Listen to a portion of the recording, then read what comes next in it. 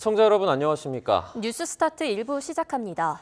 첫 소식입니다. 윤석열 대통령 체포에 나선 고위공직자 범죄수사처가 경호처에 가로막히며 약 5시간 만에 빈손으로 돌아왔습니다. 명분 쌓기라는 해석도 있지만 사실상 준비 부족에 따른 작전 실패라는 비판도 나오고 있습니다. 김태원 기자입니다. 집행 시점부터 세부 전략까지 고심을 거듭한 끝에 시도된 체포영장 집행은 결국 무의로 돌아갔습니다. 경호부대와 경호처 저항에 가로막히면서 5시간 반 동안 발만 구르다가 사실상 포기를 선언하고 발길을 돌린 겁니다. 관저 내부로 진입하긴커녕 피의자인 윤석열 대통령을 대면조차 하지 못했습니다. 이번 체포 시도엔 공수처부터 경찰 지원 인력까지 모두 100명 정도가 투입됐지만 경호처 측에선 200여 명이 맞선 데다 일부 직원들이 개인화기를 휴대하고 있었던 만큼 위력 싸움에서 밀릴 수밖에 없었습니다. 집행을 위해 투입한 인원이 너무 적었던 것 아니었느냐는 지적에 공수처 관계자는 우리가 평가할 게 아니라면서 답을 피했지만 경호처의 반발이 충분히 예상되는 상황에서 제대로 된 준비 없이 집행에 나섰다는 비판은 피하기 어려워 보입니다. 일각에서는 공수처의 영장 집행 의지가 약했다는 지적까지 나옵니다. 이번 체포 시도가 영장을 재집행하거나 곧바로 구속영장을 청구할 명분을 쌓기 위한 전략이었다는 분석도 있지만 인력과 대형 수사 경험의 부족 등 고질적으로 지적되어 온 문제들을 이번에도 여과 없이 노출했다는 평가입니다. YTN 김태원입니다. 공저번의 체포 시도에 윤석열 대통령 측은 불법, 무효라고 주장을 하며 법적 대응을 예고했습니다. 공수처는 적법 절차에 따르지 않는 피의자 태도에 유감이라고 밝혔습니다. 임성구 기자입니다. 윤석열 대통령 측 변호인단은 체포영장 집행이 시작된 지 4시간여 만에 대통령 관저 앞에 모습을 드러냈습니다. 윤 대통령에 대한 체포영장 집행이 무산되자 경비 업무를 전담하는 경찰 기동대가 수사 업무인 영장 집행에 적극하담한 것은 1급 군사기밀 보호시설의 침입이자 특수공무집행 방해, 불법 체포 감금 미수에 해당한다고 경고했습니다. 윤 대통령 법률 자문으로 나선 석동현 변호사는 YTN 라디오와의 인터뷰에서 보여주기식 영장 집행이라고 비난했습니다. 대통령이 법원의 영장을 불응했다, 거부했다, 또 이런 걸 가지고 우려먹기 위한 일종의 저는 보여주기라고 봅니다. 대통령이 응하지 않는다는 게 뻔한 상황에서도 지금 5시간 가까이를 이렇게. 반면 윤 대통령 신병 확보에 실패한 공수처는 체포영장 청구부터 발부, 집행까지 모든 과정이 적법하다고 맞섰습니다. 집행 과정에서도 경호처에 체포영장을 제시하며 사유를 설명했고 현장에 동원된 경찰은 공수처 검사의 적법한 지휘에 따라 지원한 인력이라는 겁니다. 관저 앞에서 처음 대면한 윤 대통령 측 변호인단과 공수처 검사는 물리적 충돌만큼은 피하자는 데 동의했습니다. 윤 대통령 측은 아직 공수처에는 변호인 선임계를 내지 않았는데 조속한 시일에 선임계를 낼 것이고 이후 절차 협의를 제안한 것으로 전해졌습니다. YTN 임성호입니다. 경찰 국가수사본부 특별수사단이 윤석열 대통령에 대한 체포영장 집행을 방해한 혐의로 박종준 경호처장과 김성은 경호처 차장을 피의자 입건했습니다. 경찰 특수단은 박 처장과 김 차장을 특수공무 집행방해 혐의로 입건을 했고 오늘까지 출석을 요구했다고 기자단에 공지했습니다. 오후 1시 반쯤에 경호처의 수색법으로 체포영장이 집행이 무산된 뒤 1시간여 만에 곧바로 수사에 착수한 겁니다. 대통령 경호처는 공수처가 경호구역을 무단 침입했다며 강한 유감을 표하고 법적 조치에 나서겠다고 밝혔습니다. 경호처는 입장문을 내고 공수처와 국가수사본부가 법적 근거도 없이 경찰 기동대를 동원해 경호구역과 군사기밀시설에 허가 없이 출입문을 부수고 심지어 근무자의 부상을 입히며 무단으로 침입했다고 주장했습니다. 이어 매우 유감스럽게 생각한다며 불법 행위를 저지른 책임자와 관련자의 법적 조치를 통해 반드시 책임을 물을 거라고 했습니다. 비상계엄의 밤, 국회에 투입된 특전사 지휘관들의 전화 녹취가 공개됐습니다. 문짝을 부수고라도 들어가라는 대통령 지시가 그대로 하달됐고 계엄 상황을 미리 알지 못했다고 입을 맞춘 정황도 드러났습니다. 장하영 기자입니다. 검찰이 계엄 당일 특전사 현장 지휘관들의 통화 녹취록을 공개했습니다. 문짝을 부숴서라도 국회의원들을 다 끄집어내라. 대통령이 문을 부숴서라도 끄집어 내오라고 했다며 상황이 여의치 않자 전기를 끊을 수 없느냐고 묻기도 합니다. 윤석열 대통령이 비화폰으로 지시한 명령을 그대로 하달한 겁니다. 대통령께서 비화폰으로 제게 직접 전화를 하셨습니다. 빨리 문을 부수고 들어가서 안에 있는 인원들을 끄집어내라. 특전사 간부의 휴대전화 메모에선 범죄를 감추려 한 정황도 드러났습니다. 계엄 해제가 발표된 뒤 여인형 방척사령관과 다른 사령관이 보안폰으로 통화하면서 몰랐다, 당일 방송 보고 알았다고 하자며 통화 기록과 문자를 지우자고 했던 겁니다. 국회에 출석한 군 간부들은 하나같이 상황을 미리 몰랐다고 발뺌했었습니다.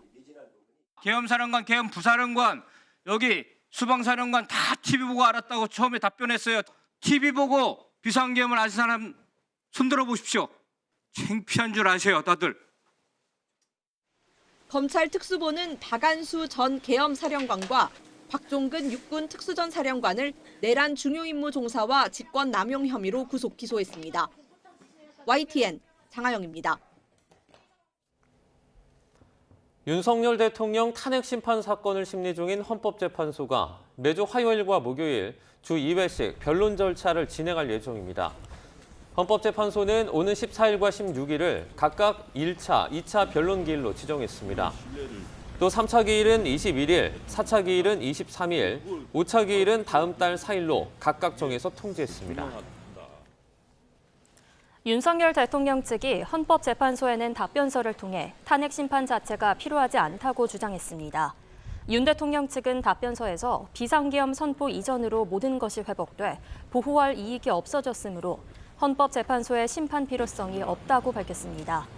이어 대통령의 통치 행위가 사법심사 대상이 될 수 없다고 강조하며 재임 중 공적인 행위는 기소를 면제받아야 한다는 미국 연방대법원의 트럼프 판결도 인용한 것으로 파악됐습니다.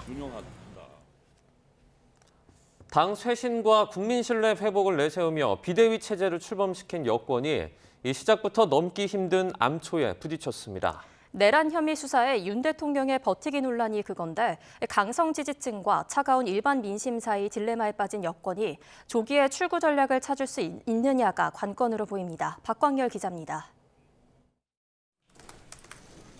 공수처의 윤 대통령 체포 시도에 여당은 무리한 영장 집행이라고 반발했습니다. 공수처의 내란죄 수사권이 없고 군사 공무상 비밀시설 자료는 책임자 승낙 없이 수색하지 못한다는 형사소송법을 무시했다고 절차적 측면을 특히 문제 삼았습니다. 한마디로 공수처와 정치판사의 부당거래입니다. 위법한 체포영장 발부와 집행은 재판의 신뢰를 떨어뜨릴 뿐만 아니라 나아가 국민들의 분열을 초래할 수 있습니다. 향후 전국 최대 변수가 윤 대통령 직접 수사 상황이 될 거란 관측까지 나오는 가운데 윤 대통령은 지지층을 애국 시민으로 지칭한 편지를 보내는 등 버티기 의혹을 넘어 여론전에 착수했습니다. 여당 내에서 국민 편가르기, 충돌 등 혼란 유발 가능성을 염려하며 부적절했다는 목소리가 적지 않지만 지도부는 적극 옹호도, 공개 비판도 없이 최대한 입장 표명을 자제하는 기류입니다. 당이 그 부분을 그 취지를 자세히 알지 못합니다. 우리 사회가 극단적으로 양 진영으로 갈려서 물리적 충돌까지 지금 국민들이 우려해야 되는 이런 상황은 최대한 자제되는 것이 맞다. 이른바 콘크리트 지지층 목소리를 고려하지 않을 수 없다는 측면이 배경으로 꼽힙니다. 당 지지율 마지노선을 유지하며 변화를 모색하려면 강성 지지층을 자극하지 않으면서 당 차원에서 윤 대통령의 힘을 싣지도 않는 전략적 모호성이 당분간 필요하다는 겁니다. 강대강 대치로 치닫는 국회 상황도 변수로 거론됩니다. 여당 지도부에 대한 내란 선전죄 고발과 무고죄 맞고발 등 여야가 난타전을 벌이면서 대야 강경론에 무게가 실리는 형국입니다. 나아가 이재명 대표 2심 재판 결과가 다음 달 15일까지 반드시 나와야 한다며 사법 리스크를 고리로 역공에도 나섰습니다.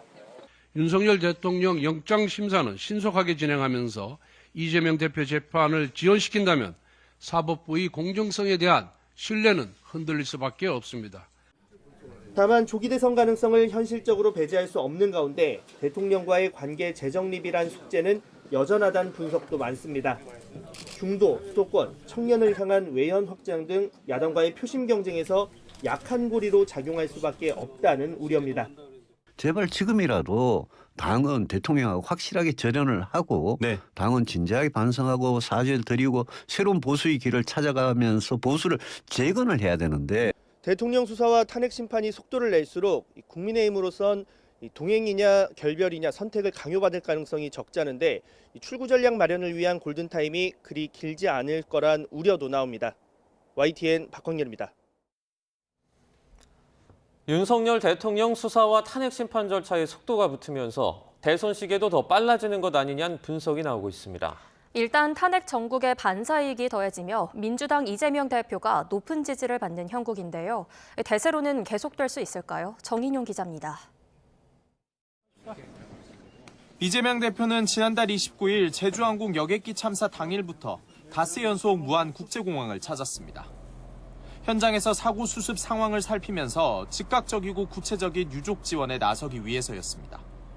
특히 둘째 날 유족 이야기를 듣다가 죄송하다며 눈시울을 붉혔고 TV에 광고하러 오는 거냔 유족 항의에도 묵묵히 자리를 지켰습니다. TV에 광고 내려와요? 인사하고 가면서 아무것도 안 하면서 나한테 그냥 하시는 말씀 다 하세요. 이 대표는 민생엔 공을 들이면서도 윤 대통령 체포영장 집행 등 정치 쟁점 관련 발언은 자제하고 있습니다. 헌법재판소가 8인 체제를 갖추며 탄핵 심판의 불안정성이 해소되고 조기 대선 가능성도 커졌다는 평가지만 민주당도 관련 언급을 자제하며 수권 정당 면모 부각에 당력을 집중하고 있습니다. 다수당이기 때문에 다수당으로서 좀 더 책임 있게 발언을 해야 된다는 전 얘기를 좀 했었고요. 각종 신년 여론조사에서 이재명 대표의 우세가 두드러졌는데 다만 지지 인물이 없다는 응답도 20에서 30%에 이르는 건 숙제로 남아 있습니다. 사법 리스크와 비호감도로 이 대표 선택을 꺼리는 유권자도 적지 않다는 분석입니다. 국민의힘이 1심에서 피선거권 박탈형이 나온 공직선거법 사건 2심 재판을 서둘러야 한다며 범죄 혐의를 파고드는 이유도 이 때문입니다. 윤석열 대통령 영장심사는 신속하게 진행하면서 이재명 대표 재판을 지연시킨다면 사법부의 공정성에 대한 신뢰는 흔들릴 수밖에 없습니다. 이 대표가 지난 대선 때 윤 대통령에 패한 건 불과 0.73%포인트 차이 때문이었습니다. 그만큼 중도부동층 표심을 잡기 위한 외연 확장은 이재명 대표에게 선택이 아닌 필수인 셈입니다. 다만 탄핵 정국으로 여당 내 유력 경쟁자가 나오기 쉽지 않다는 점에서 지난 대선보단 더 유리한 고지를 점할 거란 전망도 적지 않습니다. YTN 정인용입니다. 비상계엄령 후폭풍 속에 한덕수 총리가 어제 역대 최장수 총리라는 기록을 세웠지만 직무정지 상태여서 이 내란 관련 수사까지 받는 처지라 그 의미는 퇴색했습니다. 총리 공백을 메워야 할 국무회의에선 정치 쟁점에 대한 최상목 대통령 권한대행의 결정을 두고 갈등을 빚기도 했습니다. 이종구 기자입니다. 지난 2022년 5월 윤석열 정부 내각의 초대 수장이 된 한덕수 총리. 지난달 27일 국회의 탄핵소추로 직무가 정지된 이후 총리 관저에 머물며 두문불출하고 있습니다. 그러는 사이 재임 기간 959일을 넘기면서 1987년 민주화 이후 최장수 총리가 됐지만 지금 처지를 생각하면 빛바랜 기록일 뿐입니다. 한 총리는 외부 활동을 자제하고 있어서 헌법재판소 탄핵 심판의 변론 때나 내란 사태 관련 소환 조사 때나 모습을 볼 수 있을 듯합니다. 수사기관의 소환 조사에는 응하실 계획이십니까? 그거는 우리의 법률적 절차 또 수사 절차에 따라서 잘 하도록 하겠습니다. 이런 가운데 최상목 대통령 권한 대행이 이끄는 내각은 갈등 상황을 노출했습니다. 발단은 최상목 대통령 권한 대행이 여당의 반대를 무릅쓰고 헌법재판관 2명을 임명한 것에서 비롯됐습니다. 더 이상 갈등과 대립의 혼돈이 지속되어서는 안 됩니다. 서로 조율하고 타협해야 합니다. 국무회의 참석자 상당수가 사전에 상의하지 않은 일방적 결정이라며 거세게 항의했고 김태규 방송통신위원장 직무대행은 사직서까지 제출했습니다. 최상목 대행은 국정 안정과 경제 불안 우려 해소를 줄곧 강조하고 있습니다. 사상 초유의 대통령과 총리 동시 공백 상태에서 최상목 권한대행 체제가 안착할 수 있을지 주목됩니다. YTN 이종우입니다. 최상목 대통령 권한대행이 헌법재판관을 임명하자 일부 국무위원과 여당은 월권이라며 거세게 반발했습니다. 이를 두고 이창용 한국은행 총재가 경제를 생각하라며 정치권을 향해 작심 발언을 쏟아냈습니다. 이형원 기자입니다.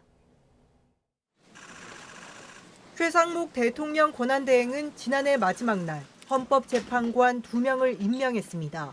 한덕수 국무총리에 대한 탄핵안 가결로 권한대행이 된 지 나흘 만입니다. 경제와 민생 위기 가능성 차단이 필요하다는 절박함에 헌법재판관을 임명하기로 일부 국무위원과 여당은 월권이라고 비난했고 대통령실 참모들도 사표를 내며 반발했습니다. 최상목 대행의 결정은 야당의 탄핵 협박에 굴복하여 헌법상의 적법 절차 원칙을 희생시킨 것입니다. 궁지에 내몰린 최권한대행을 지원하고 나선 건 이창용 한국은행 총재였습니다. 최권한대행이 경제와 정치를 분리해 운영할 수 있는 토대를 만들었다고 지지했습니다.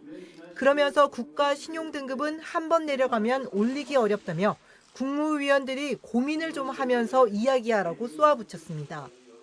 그 비판을 할 때에는 최 대행이 그렇게 하지 않았을 경우에 우리 경제가 어떻게 될 것인지에 대한 답도 같이 하시는 것이 좋겠습니다. 국정에 책임이 있는 국무위원들이 해외 신용평가사에 대해서 어떤 함의가 있는지 생각을 한번 고려를 해주셨으면. 정치적 발언을 금기시하는 한은 총재가 관례를 깨고 작심 발언을 쏟아낸 겁니다.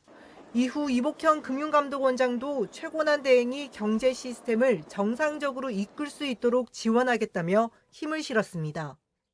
1월 달은 사실 해외 채권 발행에 있어서 가장 중요한 달이기도 하고요. 이런 상황에서 대외 신인도가 떨어지면은 국가의 자본 조달 비용 자체가 크게 흔들릴 수 있는 이런. 정치 불안이 경제 위기로 전이되는 것을 최대한 막기 위해 경제 투톱이 비난을 감수하고 이례적인 행보를 보였다는 평가가 지배적입니다. YTN 이영훈입니다.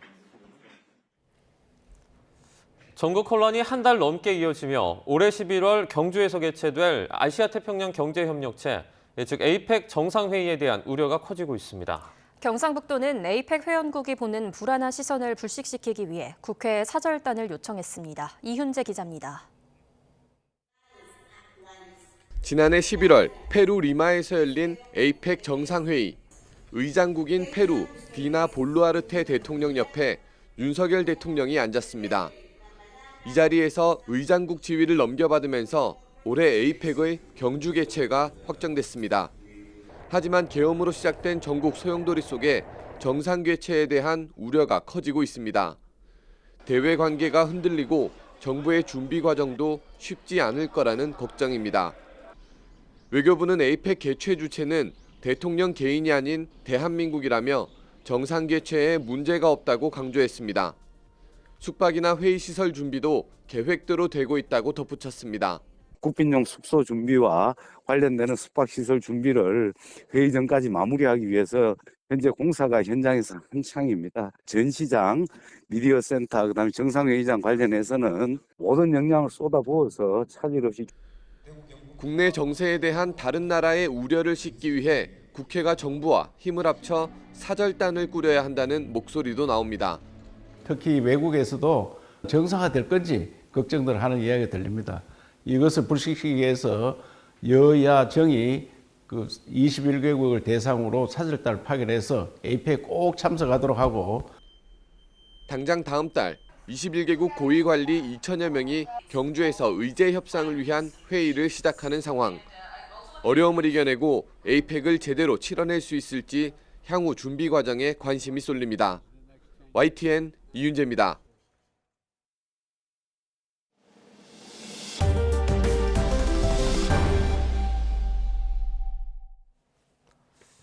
오늘은 제주항공 여객기 참사 국가 애도 기간 마지막 날입니다. 희생자들을 애도하려는 추모객들의 발길이 계속 이어지면서 일부 지자체는 합동 분향소 연장 운영을 결정했습니다. 차정윤 기자입니다. 새밑 여객기 참사로 온 국민이 슬픔에 빠진 국가 애도 기간. 시민들은 연말연시 모임도 뒤로한 채 합동 분향소를 향했습니다. 전국의 합동 분향소 100여 곳에 추위 속 20만 명이 넘는 시민들이 조문하며 희생자들을 애도하고 유가족들을 위로했습니다. 합동분향소 대부분은 오늘까지 운영되지만 일부 지자체는 연장 운영을 결정했습니다. 소속 시민 희생자가 발생한 서울시와 경기 오산시 등은 분향소 운영 기간을 오는 10일까지 늘리기로 했습니다. 참사 현장이 있는 무안과 전남도청 합동분향소는 희생자들의 49제에 맞춰 다음 달 15일까지 운영됩니다. 가족을 잃은 참담한 심정을 충분히 위로할 수 있도록 해달라는 유족들의 뜻을 반영했다는 설명입니다. 가족들의 공허함을 채울 수 있도록 현재 전국에서 운영 중인 분향소의 운영을 연장을 좀 부탁드립니다. 국가 애도 기간 마지막 날, 합동 분향소 설치 이후 처음 맞는 주말인 만큼 희생자들을 위로하려는 조문객은 평소보다 더 많을 것으로 전망됩니다. YTN 차종은입니다. 제주항공 여객기 참사 엿새째 사고 현장에서는 처음으로 기체 꼬리 부분에 대한 수색이 진행됐습니다. 흙더미에 파묻힌 엔진 발굴 작업도 이루어지면서 사고 원인을 규명하기 위한 기체 부품 조사도 본격화할 것으로 보입니다. 오선열 기자입니다. 새카맣게 그을리긴 했지만 형체는 온전하게 남아있는 여객기 꼬리 부분을 중장비가 들어올립니다. 기체가 들린 자리엔 소방과 경찰 등 수색 인력이 투입됩니다. 사고 원인 조사를 위해 최대한 현장을 보존하면서 조심스레 희생자들의 시신과 유류품 수습 작업이 이어집니다. 현장에서 그 시신 그리고 사체 및 희생자분들의 물품을 수거하고 있습니다. 굉장히 어려운 상태 속에서도 그 작업이 진행되는 관계로 지금 현재로서는 최선을 다하고 있고 그동안 수색 작업은 사고 지점과 주변 갈대밭에 집중돼 왔습니다. 수색 당국은 기체 꼬리 부분에 대한 첫 수색인 만큼 아직 수습하지 못한 시신과 유류품이 상당수 발견될 거로 보고 있습니다. 국토교통부 중앙사고수습본부는 기체 꼬리 부분 수습이 완료되면 현장 수색 작업은 마무리 단계에 접어들 것으로 예상했습니다. 다만 희생자를 추가로 수습하더라도 DNA 분석과 대조 작업을 거쳐 유가족에게 인도하는 절차까지는 시간이 꽤 걸릴 것으로 보입니다. 오늘 한 번까지 다 되려면은 오늘이 금요일이고 내일 정도까지는 그 결과가 나오고 또 맞추는데 상당한 물리적인 시간이 걸리는 것을 감안하셔야 되고요. 사고 현장에선 로컬라이저 둔덕에 충돌 직후 흙더미에 파묻힌 여객기 엔진을 발굴하는 작업도 진행됐습니다. 엔진은 조류 충돌을 포함한 정확한 사고 원인을 규명하는 데 필요한 핵심 부품입니다. 항공철도 사고조사위원회는 현장 수색이 끝나는 대로 기체 엔진과 꼬리 부분 등 중요 부품에 대한 조사에 본격적으로 나설 계획입니다. YTN 오선열입니다. 이번 여객기 참사의 주요 이슈가 된 콘크리트 로컬라이저 책임 논란이 일고 있는 가운데 콘크리트 상판을 추가로 올린 건 설계 회사의 의견이었다는 국토부의 진술이 나왔습니다.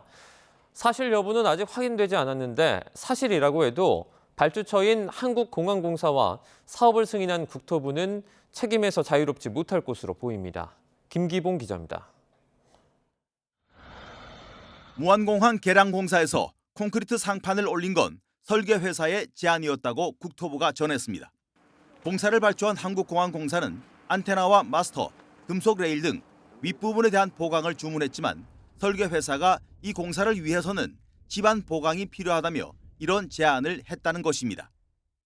설계사가 여러 가지 이제 그 안테나 부분 또 금속 레일 부분 이런 걸 검토하다가 집안이 흔들리니까 그런 부분을 조금 더 안정하게 하기 위해서 콘크리트 상판 부분을 설계한 것으로 그렇게 알고 있습니다. 그렇게 공항공사에서 전달받았습니다. 하지만 그 설계 회사가 어디인지와 자격 요건 등에 대해서는 현재 밝힐 수 없으며 수의 계약인지 공개 입찰인지도 확인해 봐야 한다고 답했습니다. 설계 회사의 제안이었다는 설명이 사실이라 해도 설계 회사의 건의를 수용한 공항공사와 사업을 최종 승인한 부산지방항공청, 즉 국토부의 책임은 그대로 남습니다. 국토부가 현재 무안공항의 로컬라이저 설치가 규정 위반인지 여부에 대해 확답을 보류하고 있는 것도 이런 책임 소재에서 자유롭지 못하기 때문으로 보입니다. 이런 가운데 국토부는 당초 3일까지 끝내기로 한 사고 기종 B737-800 운용 6개 항공사 조사를 일주일 연장하기로 했습니다. 엔진과 랜딩 기어 이외 점검 항목을 늘렸습니다. 최근에 언론에서 많이 제기해 주신 그 정비 시간 준수라든가 또 정비 부품 문제, 적정 수량 확보하고 있는지 이런 문제들 좀 더 추가로 살펴볼 필요가 있다고 판단해서 일주일 연장하게 됐습니다. 음성 기록 장치에서 추출한 음성으로 녹취록 제작이 시작됐고 비행 기록 장치 FDR은 오는 6일 우리 조사관 2명과 함께 미국으로 갑니다. 또 엔진 제작사인 미국 지휘사 직원 1명도 사고 조사위에 합류했습니다. YTN 김기봉입니다. 제주항공 여객기 참사 희생자 전원의 DNA 분석이 완료됐습니다. 국토부는 희생자 179명 전원에 대한 DNA 분석을 마쳤다고 밝혔습니다. 이 가운데 50여 명의 희생자가 유가족에게 인계됐다고 설명했습니다. 제주항공이 안전성 논란과 관련해 3월까지 항공편을 1,900편 감축한다고 밝혔습니다. 제주항공은 국내선은 이르면 다음 주, 국제선은 셋째 주부터 운항량을 한시적으로 감축하기로 하고 항공당국과 행정 절차를 진행하고 있다고 밝혔습니다. 감축은 제주항공이 하루 2편 이상 운항을 하는 일본과 베트남, 중국, 홍콩 등의 노선을 중심으로 진행됩니다. 이번 제주항공 여객기 사고는 전남 무안과 태국 방콕을 오가는 국제선 전기 취항을 한 지 21일 만에 일어났는데요. 이 사고의 원인 중 하나로 추정이 되는 조류 충돌에 이어서 무안공항에 설치된 콘크리트 구조물이 피해를 키웠다는 지적이 나오면서 울산공항 안전에 대한 우려도 다시 커지고 있습니다. JCN 울산중앙방송 구현희 기자의 보도입니다. 한 해 이용객이 40만 명을 넘는 울산공항은 진에어가 하루 4편, 대한항공이 하루 6편의 국내선 항공기를 운항 중입니다. 여기에 새해에는 임시적으로 국제선 항공기까지 취항할 예정입니다. 울산시는 2025년 10월에 열리는 공업축제 기간에 맞춰 일본이나 중국의 자매도시 중 한 곳과 국제선 부정기 4편을 운항하고 2028년 국제정원 박람회 때까지 운항을 확대한다는 계획입니다. 하지만 이번 제주항공 여객기 참사로 울산공항의 국제선 취항에 안전상의 문제가 없는지 제대로 점검해야 한다는 목소리가 나옵니다.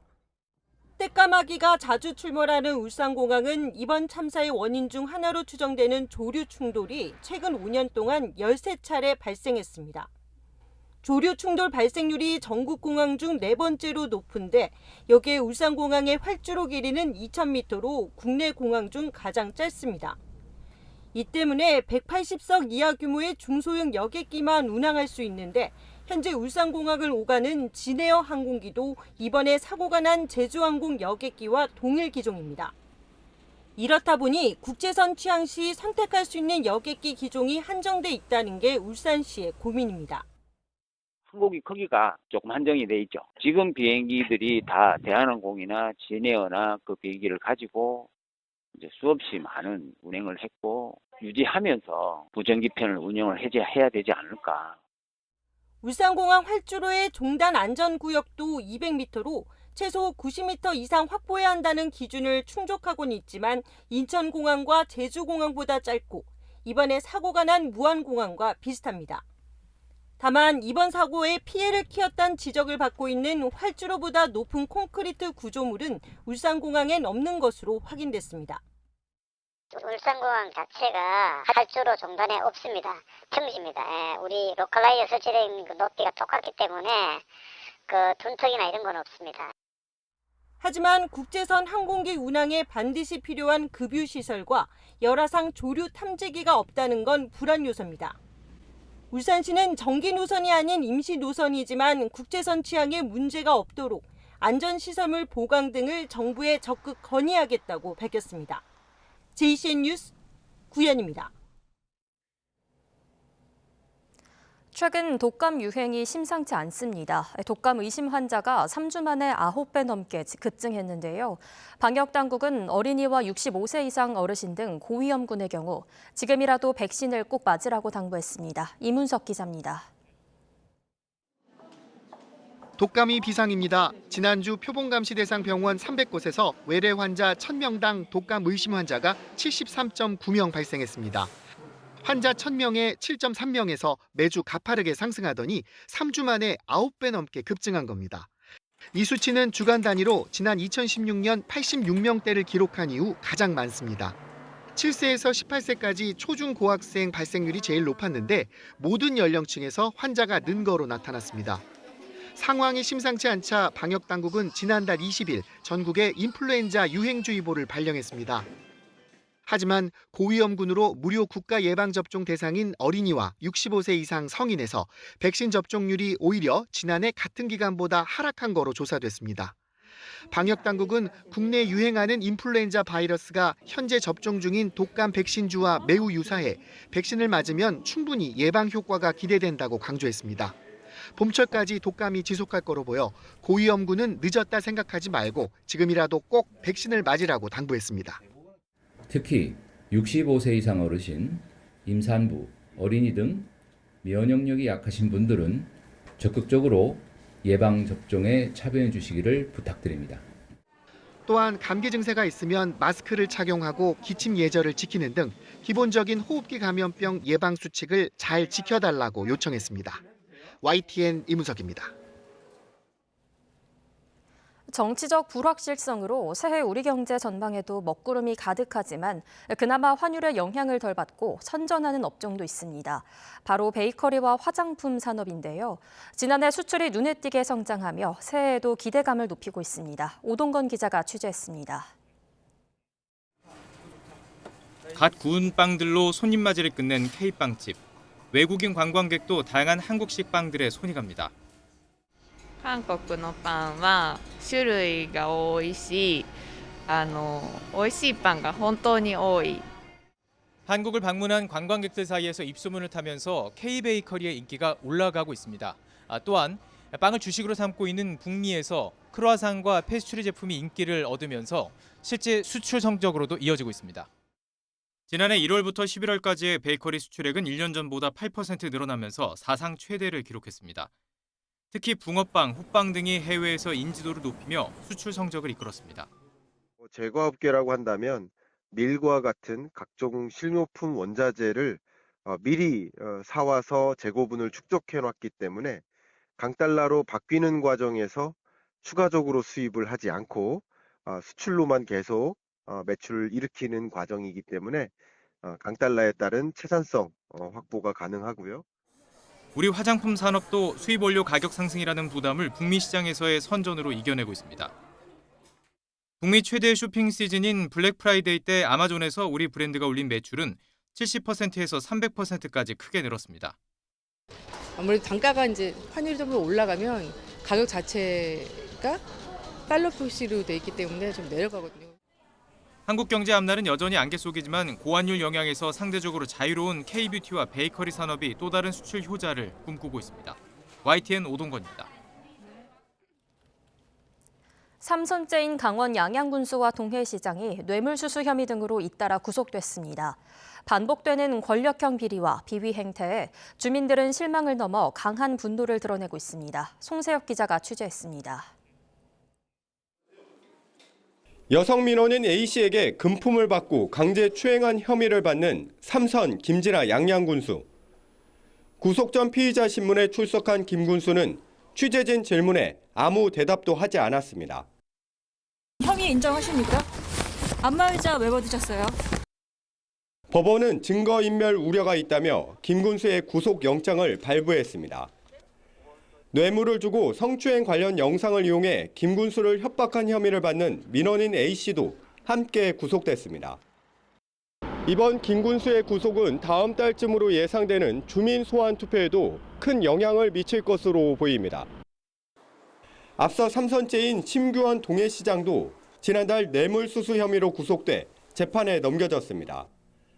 심 시장은 시멘트 업체에 인허가 혜택을 준 대가로 11억 원을 받은 혐의와 수산물 유통업자에게 사업자 선정을 대가로 6천만 원을 받은 혐의를 받고 있습니다. 이로써 동해시는 역대 민선시장 4명 모두 사법처리 대상자가 되는 초유의 불명예를 안았습니다. 현직 자치단체장의 잇따른 구속 소식에 주민들은 당혹감을 감추지 못했습니다. 도덕적인 문제부터 시작해서 모든 문제들이 저희는 무척 황당하면서 부끄럽습니다. 새해를 맞아 주요 현안을 추진해야 할 시기에 자치단체장의 구속으로 행정 공백과 주민 피해는 불가피할 전망입니다. YTN 송세혁입니다. 오늘은 추위가 차츰 누그러지겠지만 내일은 중부지방에 최대 10cm에 달하는 많은 눈이 내릴 걸로 보입니다. 다음 주 중반에는 매서운 한파가 찾아와 서울 기온이 영하 10도까지 떨어질 전망입니다. 김민경 기자입니다. 을사년의 첫 주말, 추위는 오래 머물지 않고 점차 풀립니다. 내일도 서울 아침 기온이 0도 안팎으로 큰 추위는 없겠지만 대신 중부지방에 많은 눈이 예고됐습니다. 서해상의 따뜻한 서풍 기류가 내륙의 찬 공기와 부딪히며 만들어진 구름대 영향으로 5일 일요일 강수가 예상됩니다. 기온이 낮은 중부 내륙에서는 많은 눈이 쌓이는 곳이 있겠으니 교통안전에 유의하기 바랍니다. 저기압이 북한을 통과하면서 내일 새벽 경기 북부부터 눈이 내리기 시작해 오전에는 점차 중부지방으로 넓혀집니다. 많은 곳은 최대 10cm에 달하는 폭설이 쏟아질 걸로 보입니다. 일부 지역에는 시간당 1에서 2cm의 무겁고 습한 눈이 집중될 걸로 보여 우려됩니다. 특히 이번 눈의 양은 기온이 좌우할 걸로 보입니다. 기온이 눈과 비의 경계가 되는 0도 안팎이기 때문인데 미세한 기온 차이에도 눈의 양이 최대 5cm나 늘어날 수 있습니다. 기온 변화가 굉장히 관건입니다. 이 눈비의 경계가 되는 0도선을 기준으로 이 눈의 양이 급격하게 달라질 수 있는 부분. 눈은 모레 새벽에 점차 그치기 시작하는데 눈구름 뒤로는 북쪽에서 강한 한기가 밀려 내려옵니다. 주 중반에 서울 아침 기온이 영하 10도까지 떨어지는 한파가 찾아오겠고 강한 바람까지 더해져 한층 매서운 추위가 파고들 전망입니다. 이와 함께 호남에는 폭설이 예보돼 야외 시설물 점검 등 사전 대비가 필요합니다. YTN 김민경입니다.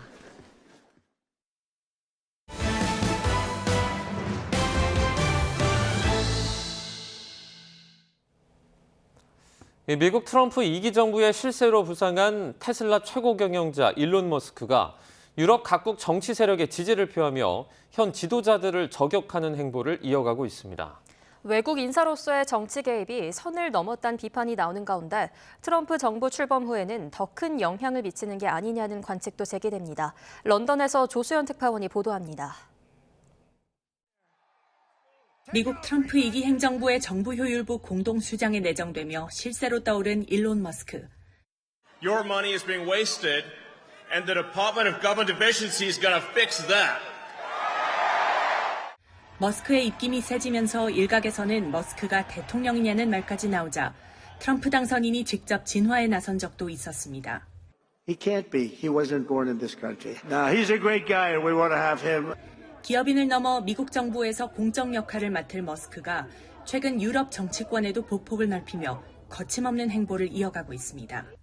다음 달 총선을 앞둔 독일 극우 정당에 대한 지지를 표명한 데 이어 슈타인마이어 독일 대통령을 향해 폭군이라고 비난했습니다. 슈타인마이어 대통령이 머스크 소유의 SNS X를 여론 조작의 온상으로 지목하자 반격에 나선 건데 독일 정치권은 머스크를 견제하는 분위기입니다. 머스크는 영국판 트럼프로 불리는 페라지 영국개혁당 대표와도 회동하고 스타머 총리를 비판하며 집권 노동당 지지율 폭락 여론조사를 근거로 조기 총선을 촉구했습니다. 이런 가운데 조르자 멜로니 이탈리아 총리는 머스크와의 친분을 과시하면서 특별한 혁신가라고 극찬했습니다. 유럽 각국의 눈총을 받는 머스크를 두둔하고 나서면서 묘한 기류를 형성하는 모습입니다. 정치 전문 매체 폴리티코 유럽파는 멜로니 총리가 머스크를 통해 트럼프와 가까워지면서 트럼프 행정부와 유럽의 가교 역할을 할 것으로 전망했습니다. 유럽 각국의 정국이 불안정한 가운데 트럼프 2기 정부의 실세로 부상한 일론 머스크가 유럽 정치권에도 영향을 미치는 것 아니냐는 관측이 나오고 있습니다. 런던에서 YTN 조수연입니다. 최근 잇단 참사와 공급망 교란에 따라 세계 양대 항공기 제조사인 미국 보잉과 유럽의 에어버스가 휘청이고 있습니다. 때마침 중국은 자체 개발한 C919 기종을 앞세워 국제 여객기 시장을 3등분하겠다는 야심을 드러냈습니다. 베이징 강정규 특파원입니다. 새해 첫날 중국 자체 개발 여객기 C919가 상하이에서 홍콩으로 이륙했습니다.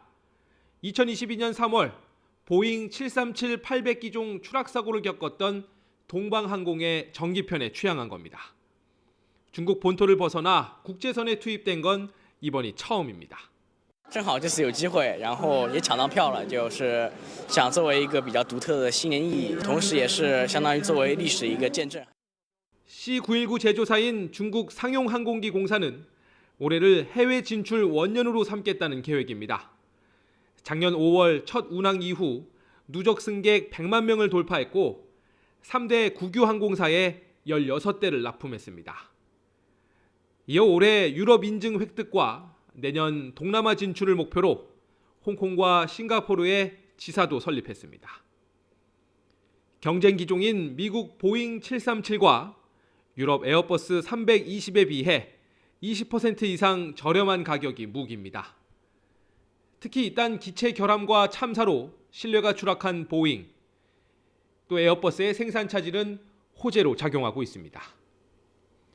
때마침 보잉을 비롯한 미국 기업 28곳에 대한 수출 통제와 사고 기종 안전 점검 강화 등 당국 차원의 지원 사격도 이루어졌습니다. 及时实施行政约见、专项督导检查、重点监管以及行政处罚。 미국과 유럽이 주도해온 국제 여객기 수주전에 중국이 도전장을 내밀면서 천하 3분 계략을 펴는 모양새입니다. 베이징에서 YTN 강정규입니다. 미국 보건당국이 술에 부착하는 경고 문구를 강화하는 방안을 제시했습니다. 음주가 암을 유발할 수 있다는 사실을 명시화하자는 건데 의회 승인을 받아야 해서 현실화할 가능성이 크진 않습니다. 홍주혜 기자입니다. 미국에서 판매되는 알코올 음료 병과 캔은 임신 중이거나 운전하기 전에 술을 마시면 위험하다는 경고가 붙어 있습니다.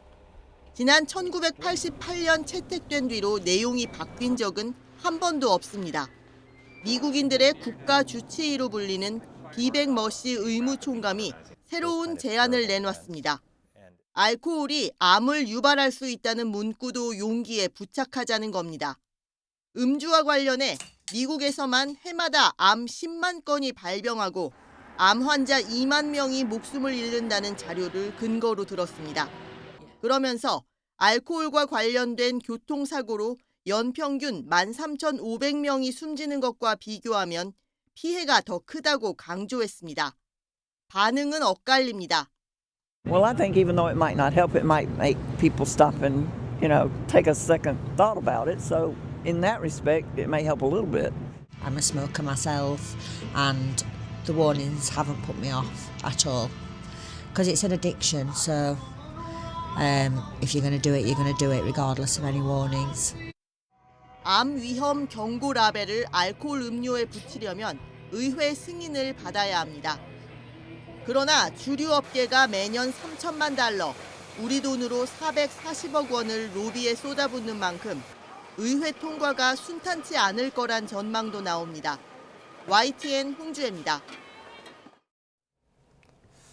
브라질 공군 항공사고 예방조사센터가 지난해 성탄절에 카자흐스탄 상공에서 추락한 아제르바이잔 여객기의 블랙박스 데이터를 추출해 분석 중이라고 보도했습니다. 이 조사센터는 자국 전문가들이 카자흐스탄, 아제르바이잔에서 파견이 된 요원과 함께 블랙박스 데이터를 판독해 문서화하고 있다고 밝혔습니다. 5인 격추로 추락 원인을 제공했다는 지적을 받는 러시아 역시 조사관을 보내 작업에 협력을 하고 있다고 브라질 당국은 덧붙였습니다. 조 바이든 미국 대통령이 일본 제철의 US 스틸 인수를 불허했습니다. 바이든 대통령은 현지 시간 3일 성명을 내 US 스틸은 미국인이 소유하고 미국인 철강 노동자가 운영하는 세계 최고의 자랑스러운 미국 기업으로 남을 거라며 매각 불허 결정을 발표했습니다. 이어 이번 인수는 미국의 최대 철강 생산업체 가운데 한 곳을 외국의 통제 아래 두고 국가안보와 공급망의 위험을 초래한다고 설명했습니다. 독일 여러 공항에서 현지 시각 3일 오후 전산장애로 출입국 심사가 지연되고 있습니다. 슈피겔 등 현지 언론은 독일 최대 규모의 프랑크푸르트 공항을 비롯해 뮌헨, 브란덴부르크, 함부르크, 디셀도르프, 쾰른 공항 등이 장애의 영향을 받았다며 이같이 보도했습니다. düsseldorf 등 일부 공항에서는 생겐조약 가입국 이외 국적자의 입국이 불가능한 상태인 것으로 알려졌습니다. 유엔이 올해 양자역학 100주년을 맞아 2025년을 양자과학 기술의 해로 지정했습니다. 아직은 양자역학이 어려운 개념이지만 양자기술은 기후변화, 에너지 등 사회 전반에 영향을 미치는 핵심 과학 분야가 될 전망인데요. 을사년을 이끌 양자기술을 임늘솔 기자가 소개합니다. 손 안에 쏙 들어오는 사각형, 스마트폰보다 작은 이 물체는 구글이 발표한 신형 양자 컴퓨터 칩 윌로우입니다. 양자 컴퓨터의 단점이었던 오류 발생률을 이번 구글의 신형 양자 칩이 크게 줄여 대규모 양자 컴퓨터에서도 오류 없는 알고리즘 실현에 대한 기대감을 높였습니다. 양자 컴퓨터는 0과 1의 상태를 동시에 가질 수 있는 양자 중첩 현상을 활용해 복잡한 연산을 해냅니다. 또 변수가 많은 데이터를 동시에 분석 처리할 수 있어 인공지능 학습 시간을 단축하고 금융과 물류, 신약 개발 등 다양한 분야에서 활용 가능합니다. 양자 컴퓨팅 기술이 그런 인공지능 기술과 접목이 되면 단백질의 기능을 조절할 수 있는 그런 물질들을 발굴하는 데 있어서도 엄청난 이 향상이 이루어질 것이고 신약 개발 산업의 생산성이 상당히 개선될 거라고 생각을 하고 있습니다. 올해는 유엔이 정한 세계 양자과학 기술의 해. 1925년 독일 물리학자 베르너 하이젠베르크가 양자역학의 근간을 다진 해로 올해가 양자역학 100주년입니다. 이론의 영역에 머물던 양자역학은 실험 장비의 발전으로 양자 컴퓨터와 양자 통신 기술이 점차 현실에서 이루어지고 있습니다. 지난해 미국 하버드대 연구팀은 35km 떨어진 곳에서 양자 통신을 시연하는 데 성공했습니다. 또 양자과학 분야에서도 센서를 이용한 의료 영상, 진단 기술을 발전시키기 위해 노력하고 있습니다. 양자 통신을 활용하면 토청하지 못하거나 해킹 불가능한 통신을 할 수 있고요. 양자 센싱 기술을 활용하면 기존에 감지하지 못하는 정확도, 정밀도 등의 측정 한계를 극복할 수 있습니다. 점점 중요해지고 있는 양자과학 기술. 세계 최신 기술들이 모이는 올해 CES에서도 처음으로 양자 컴퓨팅 분야 컨퍼런스를 준비하는 등 양자 기술에 주목하고 있습니다. YTN 사이언스 임늘솔입니다. 모로코는 지난해 유례 없는 강진으로 도시가 송두리째 무너지는 끔찍한 일을 경험했습니다. 벌써 1년이 지났지만 피해자들은 여전히 피난처에서 텐트 생활을 이어가고 있다고 합니다. 한국 봉사단원들이 지진 피난처를 찾아 아이들 심리 회복을 위한 봉사활동을 펼쳤습니다. 모로코 김내연 리포터가 소식 전해왔습니다. 풍선을 터뜨리며 긴장을 풀고 양말로 걱정 인형을 만들며 마음속 불안감을 털어냅니다. 다 함께 춤을 추면서 스트레스도 날려버립니다. 모로코 지진 피난처의 아이들이 모처럼 밝은 표정을 지어 보입니다. مع لي زونفون وداك الشيء كنحس براسي فاش كنخدم مع لي زونفون كنحس براسي مرتاح او ميم طون فاش كنعطيهم فاش كندير شي نشاط ولا كنقدم لهم شي حاجه كنحس براسي انني عطيتهم شي حاجه انهم واخا غير نشيد انه نشيد فرحهم كنحس براسي درت شي حاجه. 지난해 9월 진도 6.8 강진으로 큰 피해를 입은 모로코 마라케시 지역.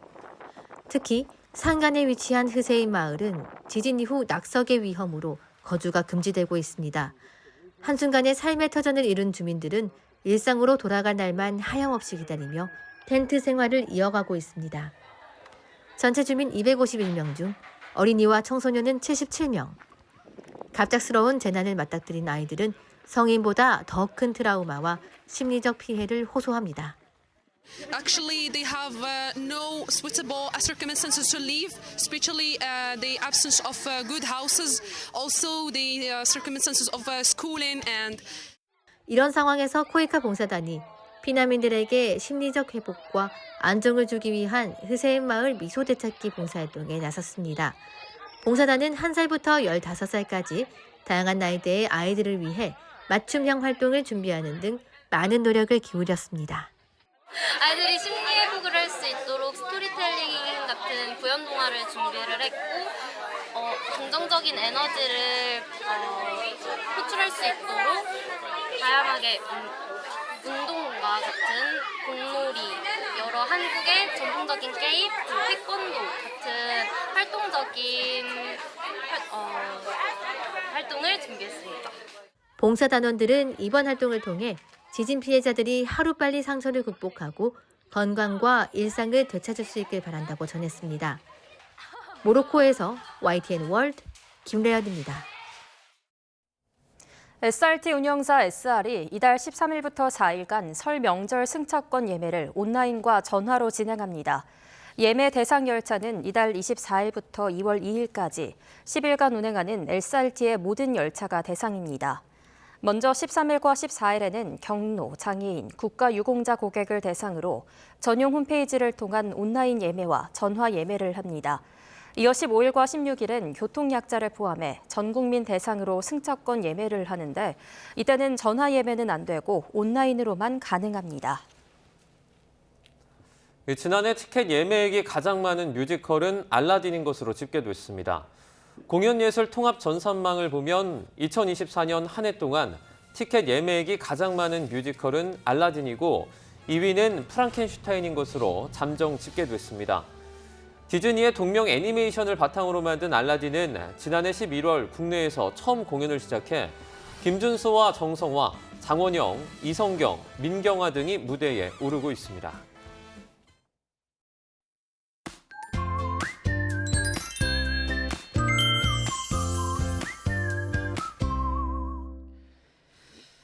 오늘 아침도 춥습니다. 현재 경기 북부와 강원도에 한파주의보 내려진 가운데 대관령의 기온이 영하 10.1도, 춘천이 영하 9.3도까지 떨어져 있고 서울도 영하 4.3도로 어제만큼 춥습니다. 동해안은 건조한 날씨도 이어지고 있습니다. 강원 동해안을 중심으로는 건조 경보까지 내려져 있으니까요. 불 조심 또 조심해 주시길 바랍니다. 일요일인 내일은 눈 예보가 들어 있습니다. 중부를 중심으로 많은 눈이 예상되는데요. 강원도에는 최고 10cm, 서울에도 1에서 5cm의 눈이 예상됩니다. 오늘 전국이 대체로 맑겠고 충남과 호남, 제주도는 구름만 많을 것으로 보입니다. 현재 기온 살펴보겠습니다. 현재 강릉이 영하 0.7도, 대구와 창원은 0도고요. 낮 기온은 서울이 5도, 세종 5도, 대전 6도, 창원은 8도로 예상되고 있습니다. 날씨였습니다. 뉴스 스타트 1부는 여기까지입니다. 잠시 후 2부에서 뵙겠습니다.